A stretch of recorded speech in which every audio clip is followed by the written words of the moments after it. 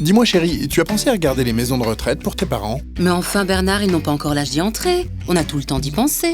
Oui c'est vrai, mais les places se font très chères désormais. Oui, mais ils sont encore indépendants à ce que je sache. Oui, mais il ne faudra pas s'y prendre à la dernière minute. D'ailleurs, j'ai trouvé un centre... Oh, faut pas pousser mémé dans les orties non plus.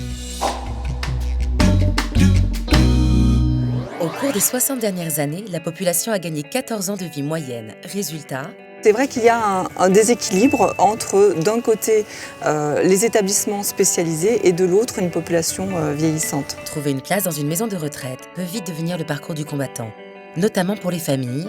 On a tendance à attendre le dernier moment où la personne n'est pas facilement gérable et c'est vrai qu'il vaut mieux anticiper.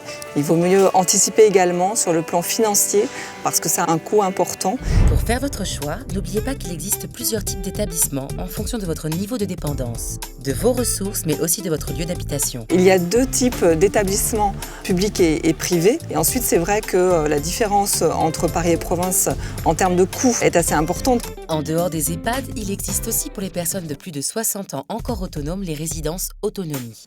Ce sont des établissements non médicalisés, mais en tout cas, on n'est pas seul et donc on peut aussi vieillir de façon plus sereine. Pour en savoir plus, rendez-vous sur le site mis en place par le gouvernement. C'est un site qui s'appelle pourlespersonnesâgées.gouv et qui met à la disposition une liste d'établissements. Il y a également un outil de calcul qui permet de mesurer le reste à charge, c'est-à-dire ce que vous allez devoir débourser une fois que vous aurez déduit toutes les aides auxquelles vous avez droit. Pensez à anticiper votre retraite et à ce titre à capitaliser au fil du temps. Au moment de choisir l'hébergement, faites-le en fonction du niveau de dépendance de la personne.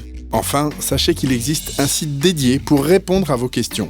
www.pourlespersonnesâgées.gouv.fr